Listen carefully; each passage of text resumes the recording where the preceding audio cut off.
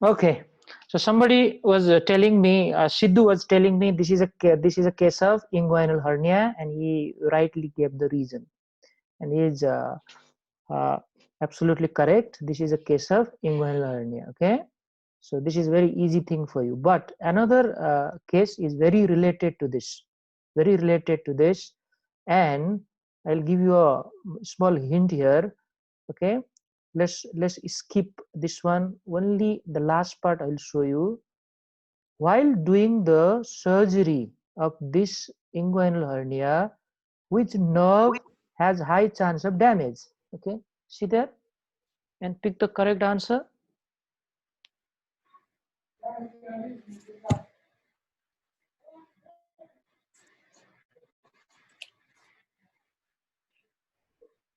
It's the same case. Okay, everything is same from the first case.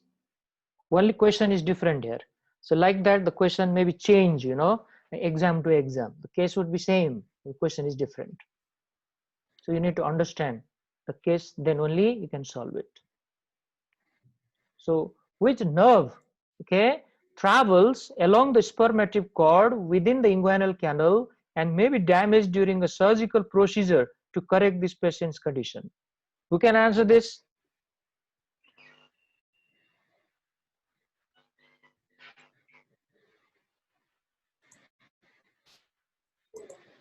Can you see the options? Ilioinguinal nerve.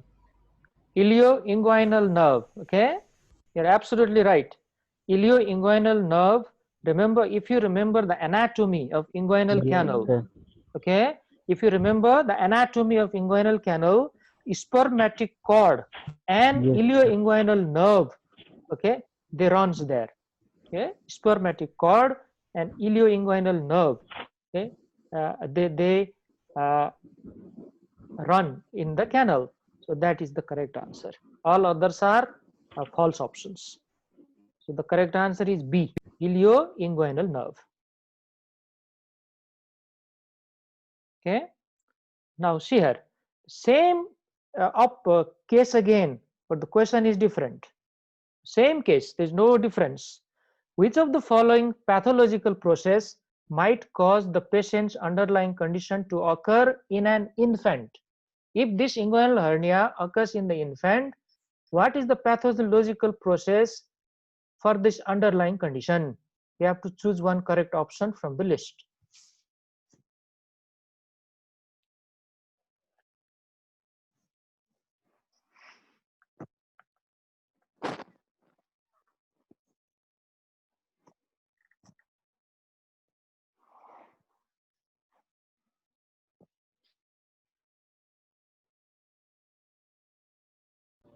Sir, I'll go with the patent processus vaginalis because it allows the connection between scrotum and peritoneum.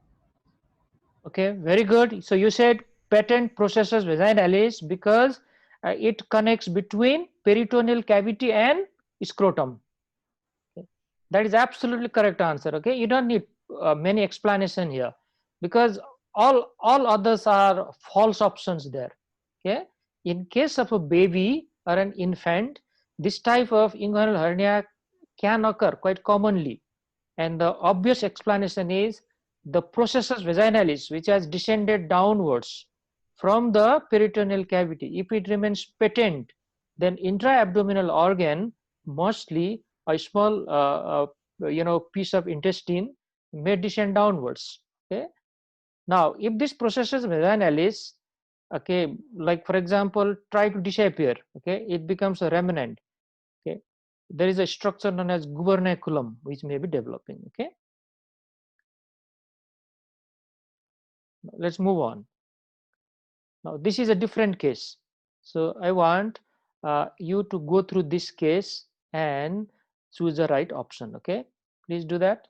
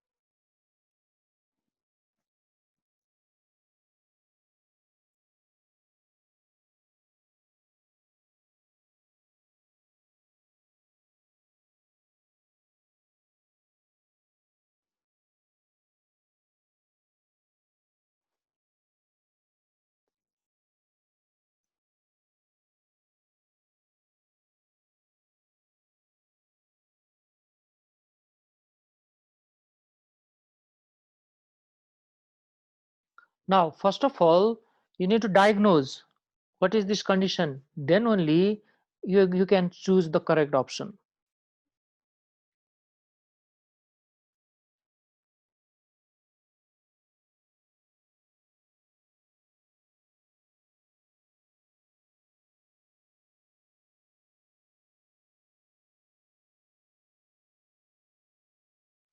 Anybody? Is it a difficult one?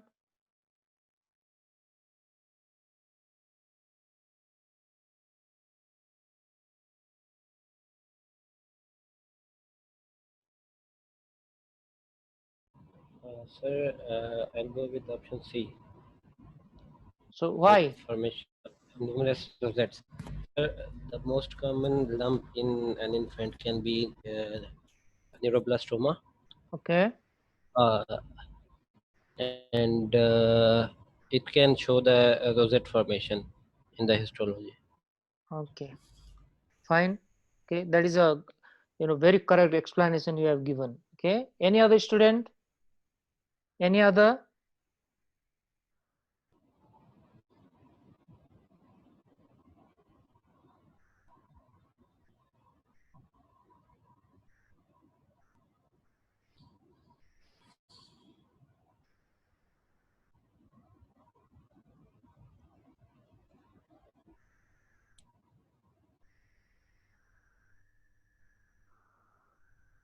Now let me explain. A 2-year-old child is seen for a well child visit in a pediatric clinic. He didn't have any symptom before that. Abdominal examination demonstrate a palpable non-tender mass on the left side of the abdomen. Now, you need to immediately think as a clinical student or as a clinician, what can be the differential diagnosis of that non-tender mass which is present on the left side of the abdomen. One can be Wilms tumor, one can be neuroblastoma, another can be hydronephrosis, okay, another can be lymphoma. So these all may be the differential diagnosis here, or some other maybe some defective development from the kidney area. Okay, that is also a common cause of mass there. Now the mother had no idea the mass was present, and the pediatrician did not note the presence of the mass at the child's 18-month well child visit. Even the doctor could not find that mass just 6 months ago in a well child visit. Probably the mass was not developed during that time. Okay, anything can be there. If a CT guided biopsy of the mass were performed, which of the following histological patterns would be most suggestive of the likely diagnosis? Now, this case is a little bit difficult because it is asking the histology, which many students ignore completely. Okay, so let me, rule out these options one by one. Cords of clear cell with rounded or polygonal shape and abundant clear cytoplasm. This is highly suggestive of this option, okay, is suggestive of renal cell carcinoma. And look at the age of the baby, just 2-year-old. Renal cell carcinoma never occurs in this age. So this is ruled out. Invasive papillary lesion with delicate connective tissue stalk covered with epithelium resembling that lining the bladder. So they are giving clue that probably the cells look like urinary bladder tumor. So transitional cell carcinoma behave like this, and this is not the age for transitional cell carcinoma either. So number C, a small dark cell embedded in a finely fibrillar matrix with formation of numerous rosette. He is absolutely correct. This is a picture of neuroblastoma. This rosette, remember the term rosette here. Okay, neuroblastoma cells form this rosette, but this is not that age for common for neuroblastoma. You are very right to the correct option, but still your answer is not correct in this case. The correct answer is D. Triphasic pattern with tubule formation, spindle cell, and blastemal element. These are the feature of Wilms tumor. In Wilms tumor or nephroblastoma, this is the combination of the things which occur. Now, as a medical student, I need to remember this term blastemal element, okay, because When I study about the development of the kidney, okay, this blastema term comes there, and nephroblastoma has similar type of cells. Uniform sheets of small round cells with scanty cytoplasm. This is a feature of so many different cells which are called small rounded tumor. Even lymphoma has this. Even neuroblastoma also has this type of cells. Okay, so the answer is D in this case. It's clearly written here. D is the answer. Okay, you can read it later on.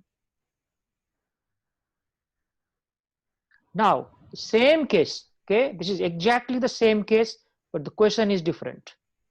So can you pick the right option here, please? Same case. So I will focus on the option. Okay, please go through it.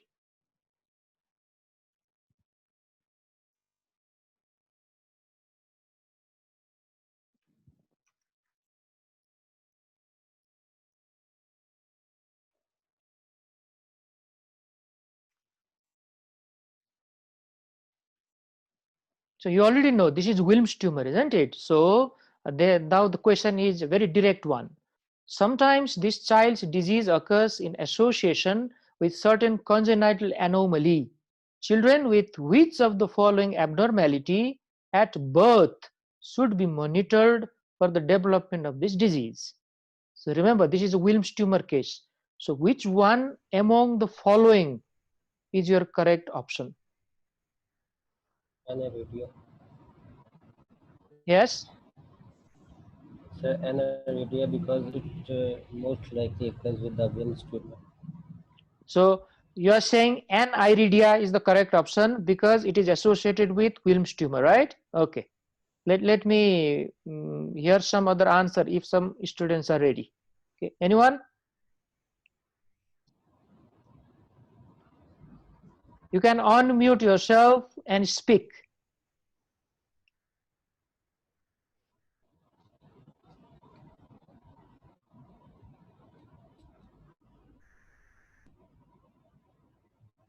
It doesn't matter even if you are wrong, okay? This is not exam.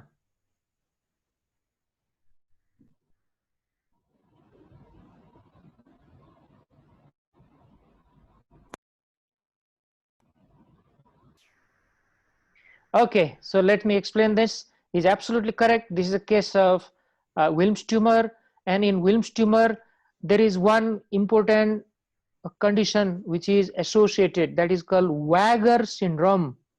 Wager syndrome. Okay.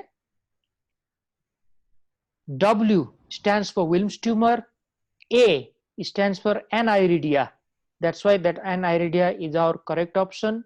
G stands for genital anomaly. So there may be some problem in the genital development. And R stands for mental retardation. So remember the term Wager syndrome, W-A-G-R.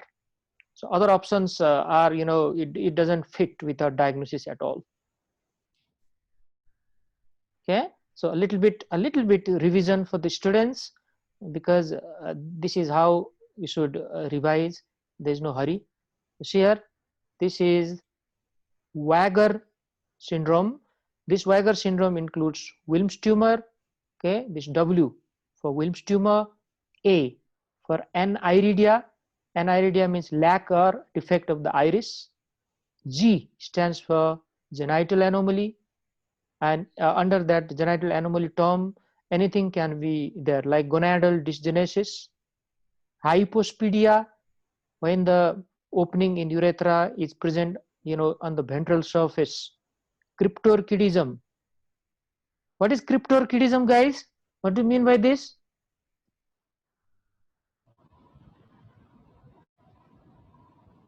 Yes?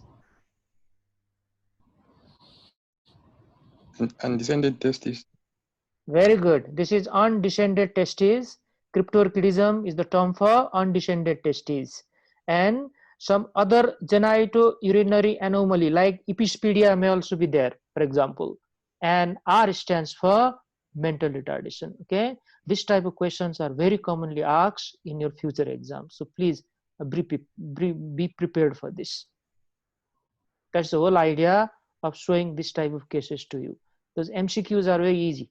to solve, but these cases are the challenging one. Let's go to another another case which is related to the same clinical diagnosis. Okay, now this, nothing to think about this. If you know, you can answer. If you don't know, okay, you have to guess. There's no other way here. The answer of this is chromosome number 11. Okay, because that WT gene is present in chromosome number 11. If there is a problem in that chromosome, then Wilms tumor can occur very commonly. Okay, so this is not that purely clinical type of question, so I'm skipping it. Now another one. This is interesting one. So I'm sure some of the student will be able to solve this. Okay, please go through this now.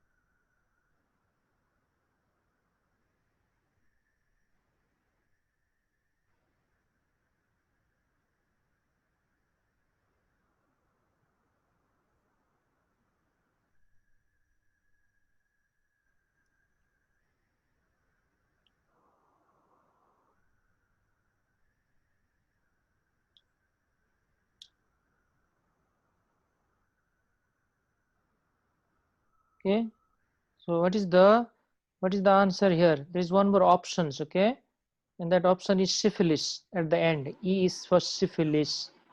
So anybody? Sir,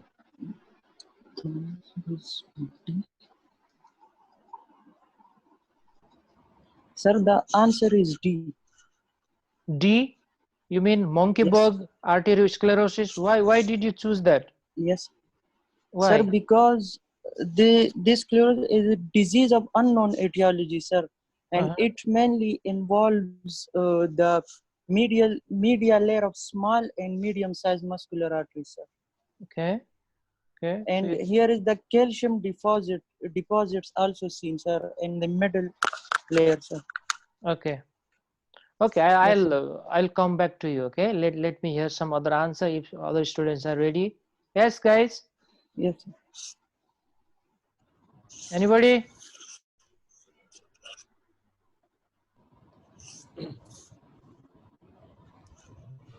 Where is Ilyas today? Is he here?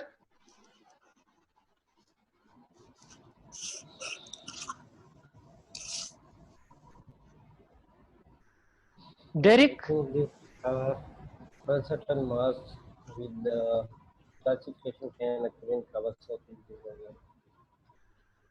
Yes, Sidhu, what is your answer? Kawasaki disease. So you want to go for Kawasaki disease. What's the reason for that? Mostly in Kawasaki disease, the mass is pulsatile, Uh-huh. and there can be calcification in the Okay. Kawasaki. Okay, fine. Any other?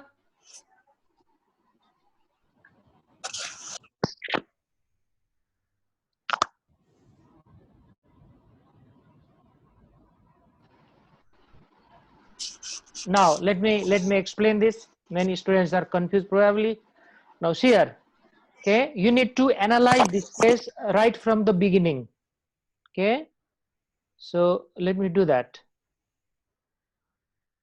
This is a 67-year-old man. Age is also important here, with 18-year history of type 2 diabetes. Okay, and he's also hypertensive. Now see here, these two are risk factor for atherosclerosis. A small clue you already got from this much information itself. Now, on examination, the physician notes a non-tender, okay, this is not an infective lesion, pulsatile mass in the middle abdomen. Now, this is highly suggestive of aneurysm. Okay, this is highly suggestive of aneurysm. And when I palpate this type of aneurysm in the mid abdomen, usually this aneurysm comes from the abdominal aorta. You see there, a plain abdominal X-ray with the patient in the lateral position reveal spotty calcification, which is very common on the wall of aneurysm. This calcification is quite common there. And dilated abdominal aortic wall, the clue is already given. Now, which of the following is most likely pathogenetically related to this patient's aortic disease? Now, the most common cause of abdominal aortic aneurysm is atherosclerosis. So in the beginning, atherosclerosis develops on the wall of abdominal aorta, and that area becomes quite weak now, and it starts to bulge outside, leading to aneurysm. Now, some other, students have answered some others, so let me rule out these two. Kawasaki disease usually causes problem in coronary artery only, okay, not in the abdominal aorta. So there's nothing regarding coronary artery here, so it can be ruled out very easily. And Monkeyborg arteriosclerosis doesn't fit at all here. It doesn't fit. Probably only one point fits here, that is calcification, but all others point is very difficult to fit. So this is the way you need to solve this type of case. Excuse me, sir. Yeah. How about syphilitic aortitis? Can it also present in the same condition? Which one? Sorry. Syphilitic aortitis, the Yeah. last option, syphilitic. Yeah. That is a very good question you have asked. Syphilitic aortitis mainly causes problem in ascending aorta, okay, not abdominal aorta. It can present like that, but the site doesn't match. It mainly causes problem near to the aortic valve in ascending aorta. We have a problem in abdominal aorta. That's why it is easy to exclude. Okay. Let's go to the another one. Okay, now we are coming towards the end now. By the time this session is over, our class will also end. So let's do this now.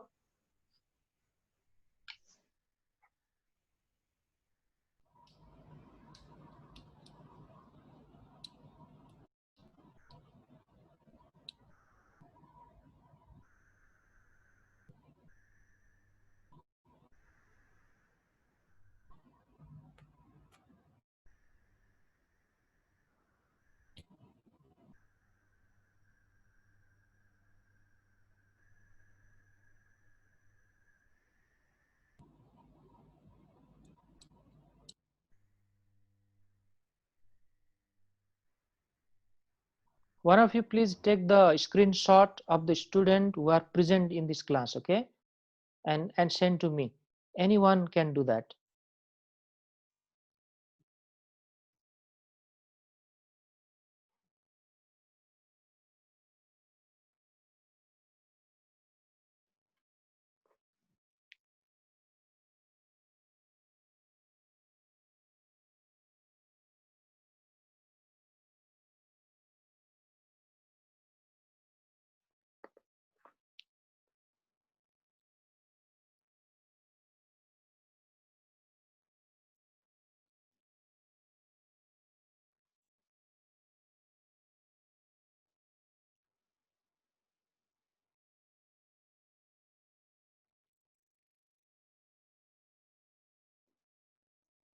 Okay, now if you have seen this case and wrote the main point, I want you to show the options here.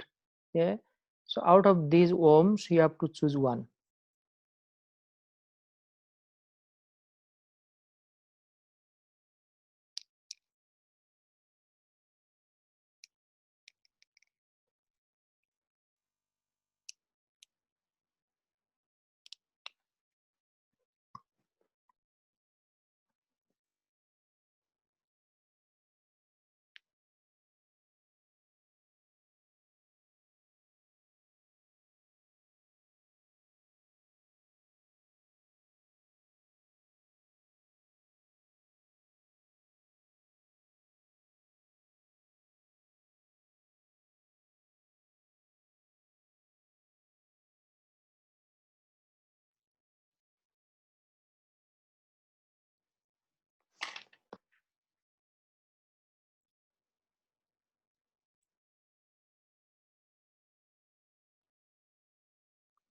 Okay, anybody?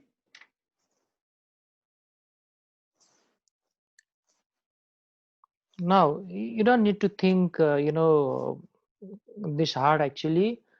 Out of this worm, which is the longest one? See this, look at this length here, 15 to 35 centimeter. This is quite a long worm, okay? So, which is the longest worm out of this? Just choose that answer. Ankylostomum, yes? Stoma duodenale. Yeah. Ankylostomum duodenale. Duodenale. Are you sure? Ankylostomum duodenale is also known as which worm? What is another name for that? Hookworm. Hookworm. Yeah, so hookworm is never long, hookworm is maybe 1 to 2 centimeter only. It is not that long at Okay. all. Okay. So what about Ascaris? Ascaris. Exactly. Ascaris. Ascaris lumbrical. Yes, Yeah. Ascaris lumbricoides is known as giant roundworm. Okay, it is the longest among all. So probably that is the answer. Now I want to say something about it. This Ascaris, okay, it usually affect children, and especially the malnourished children, where hygiene is the issue, and there is contaminated food and water. And another thing, sometimes more than one, sometimes many Ascaris, very long type of worms, are present inside the intestine, and they can cause intestinal obstruction. Okay, sometimes the child will vomit it out.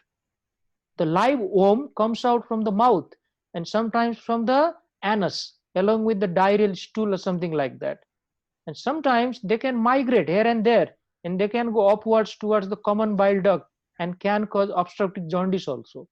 Sometimes they can cause volvulus intussusception and all those things. So remember, Ascaris lumbricoides is the answer here. Now, Enterobius vermicularis is called pinworm. It causes very itchy type of condition around the anal canal. Enterobius vermicularis, pinworm. Strongyloides stercoralis is not that long, and it causes similar type of GI upset, but never that serious. And Trichuris trichura is also similar type of helminth, also known as whipworm. So these are some of the important information. Now for today we are going to the last case, okay, and we'll continue this type of discussion tomorrow. Now, please solve this.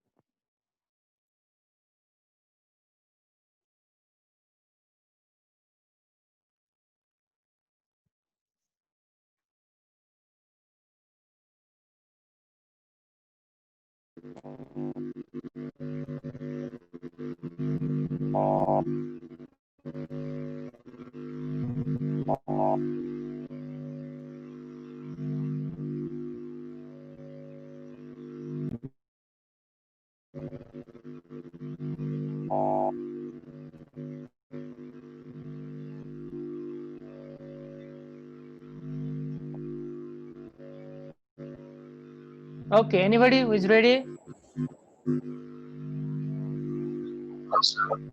It may be renal carcinoma, which is metastatic to lung. So Izaz is going for renal carcinoma metastatic to the lung. Okay, I want to hear some more answer here. Witness granulomatosis. Somebody is causing a lot of disturbance here. Can you please mute?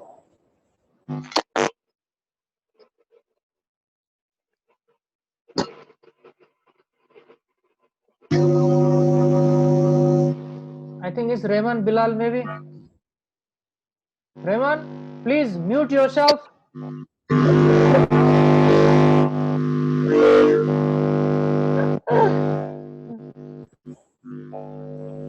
Yes, sir, it is Rehman Bilal.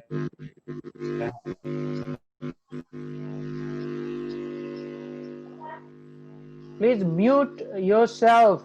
Otherwise, I need to mute everyone from here. It's a huge disturbance, you know.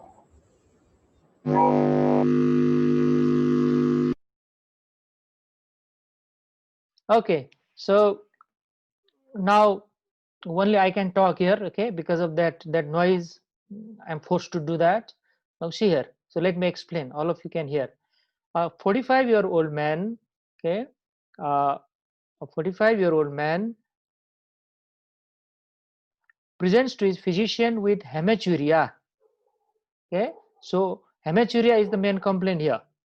Renal biopsy demonstrates a focal necrotizing glomerulitis or glomerulonephritis with crescent formation. Now this is very important clue. This glomerulonephritis is usually caused by some type of connective tissue disorder. Okay, so easily you can rule out certain options from here, like aspergillosis, ruled out. Renal cell carcinoma, ruled out. Tuberculosis can also be ruled out because of this clue. Okay, only two things are left for me: polyarteritis nodosa and Wegener granulomatosis. Now let's go to some other clues. The patient also has history of intermittent hemoptysis and intermittent chest pain. A previous chest X-ray had demonstrated multiple opacities, some of which were cavitated. So this cavitary lesion is present in the chest. At the same time, this patient also has chronic cold-like nasal symptom. Now I got my diagnosis after reading this one. Now listen carefully. Polyarteritis nodosa can have all these type of features, but lung involvement is not common in polyarteritis nodosa. Okay, so because of that single point, this is not the answer. So only one diagnosis is left, that is Wegener granulomatosis. All of the feature fits here because kidney, lung and upper airway are very commonly affected in Wegener granulomatosis. This is a type of connective tissue disorder, and these are the typical features of Wegener granulomatosis. Okay, so this is the correct option here. Now see here, look at the explanation, and then we can stop it for today. So this is correct answer is E. Okay, while in real life, other disease or combination of disease may occasionally concurrent pulmonary, sinus and renal involvement. So clearly in this case, in Wegener granulomatosis, everything fits.